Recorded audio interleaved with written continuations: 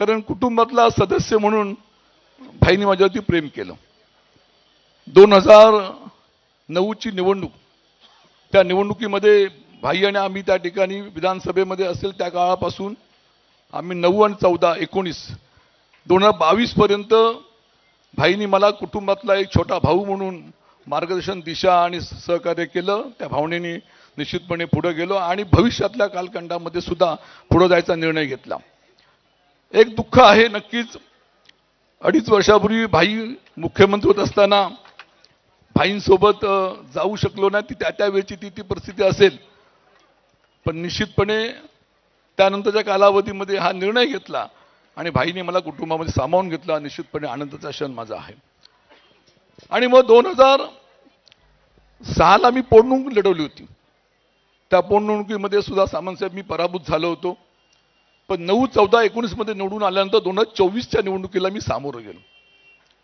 2024च्या निवडणुकीत सामोरं जाताना मला पराभवाला सामोरं जावं लागलं. ह्याला जबाबदार कोण, हा प्रश्न नक्की आतापर्यंत मी आपल्यासमोर मांडलेला आहे.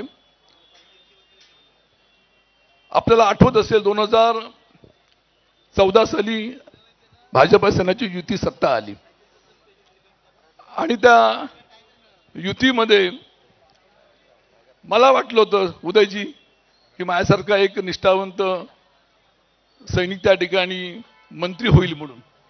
शिंदे साहेबांनी सुद्धा त्यावेळेला उद्धव साहेबांकडे माझी शिफारस केली होती. दुर्दैवाने होऊ शकलो नाही. पण शिवसेनेचे नेते, आता नाव घ्यावंच लागेल, विनायक राऊतनी त्यावेळेला दीपक केसरकरांना मंत्री केलं.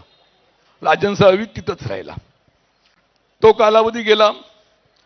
2024ची निवडणूक आली आणि मग त्यावेळेला सुद्धा वाटलं होतं की राजन साहेबांना पुन्हा संधी मिळेल, कुठेतरी मंत्री होईल. माझे उदय सामंत शिवसेनेमध्ये आले आणि उदय सामंत मंत्री झाले.